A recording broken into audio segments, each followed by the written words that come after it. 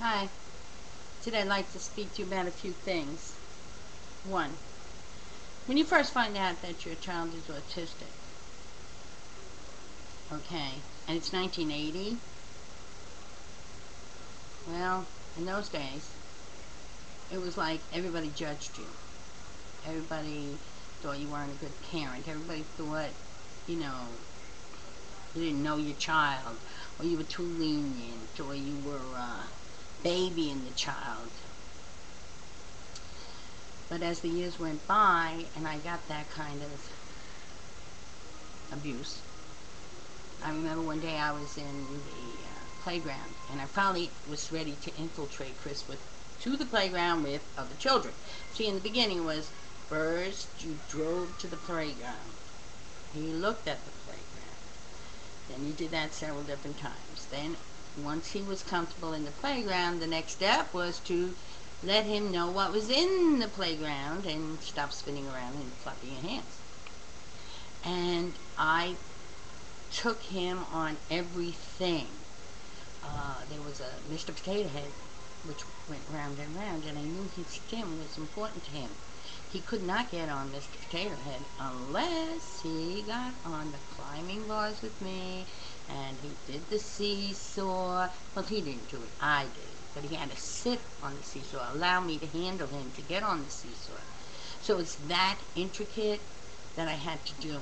Then, I remember one time we were in the playground, and this is when I tried to infiltrate him with other kids. Well, Chris was climbing on the monkey bars. No, he was not still aware of the other kids.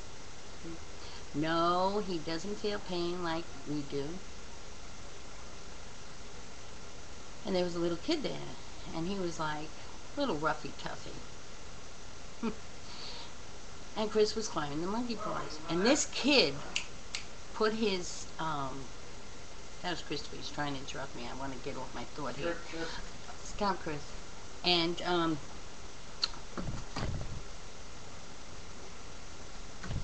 you see, that's all. Welcome to the world of autism. I can't even get a thought out sometimes. Okay, so Christopher was, see, that's the reality of this. Even at 28, and he's as functionable as he is, and there's still going to be that other stuff. Because it's your mind. You've already adapted to him being one way. So then when he's evolving, or the child is evolving to be normal, you may not just quickly pick up on it. So, there was this one kid, and he was kind of mean.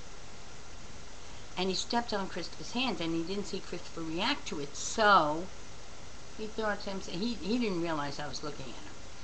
And he was like, you could see the picture on his face, like, well, what's up with this kid? Why isn't he reacting to this? I'd say Chris was about 8 or 9, and the other kids in the park were like, I'd say 7 to 10. And so this kid stepped on his hand and said, yeah. No, he kicked him in the head first. That's right. Slightly, oh, so slightly, but hard enough to jiggle it a little. And Christopher didn't do anything again. So then he stepped on Christopher's hand again. Now I'm up off the bench walking towards the child. And he goes, stamps on Christopher's hand, and Christopher still doesn't do anything.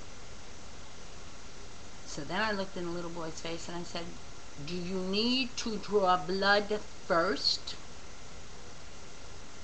What? I'm not doing it. Yes, you are. And I've watched you. And you want me to describe it back to you? Exactly what you did?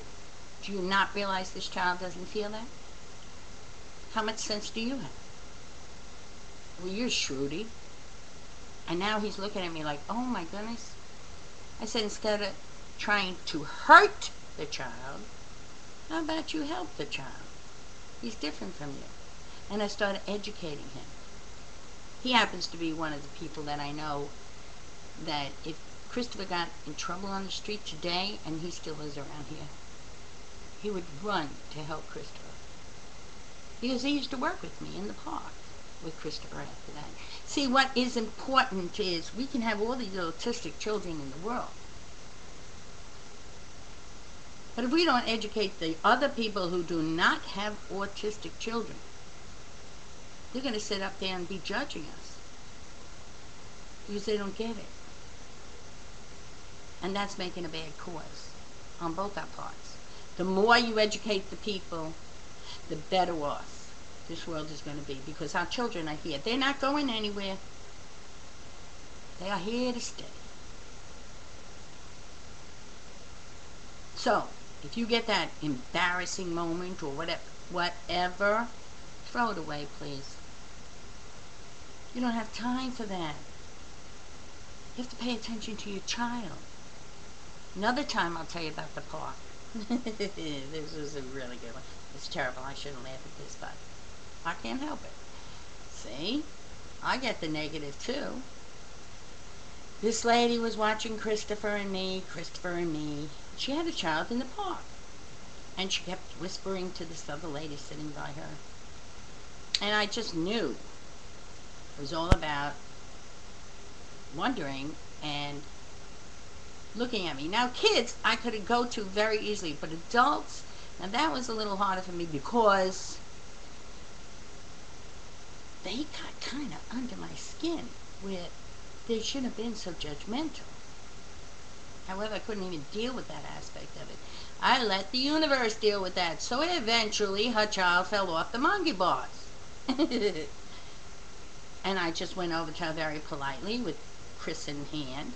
And I said, you see, you should have put the attention on your own child instead of me and my child. Maybe your child wouldn't have fell. And she just looked at me. I said, stop judging other people. I never saw her in that park again.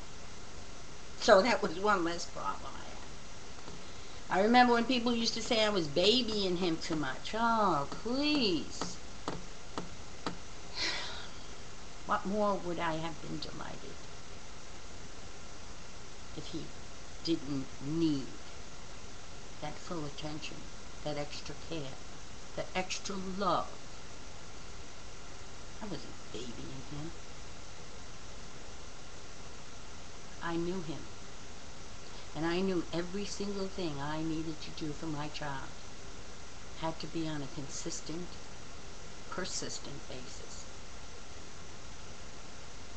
And no matter how much discrimination I came across, and no matter how much people judged me, and no matter how you got the looks or anything, I'm asking you, please. The only time I think you should be embarrassed is when your child has to go into a special place and you haven't done everything you possibly can do for that child, so that when the child has to go to the special place, a group home, a group village, which I would love to have, or you die, you'll know you can rest. So don't let those other people get to you, family or otherwise, because you're the one that lives with the child, children, group. Okay, signing off. My heart to yours. Bye.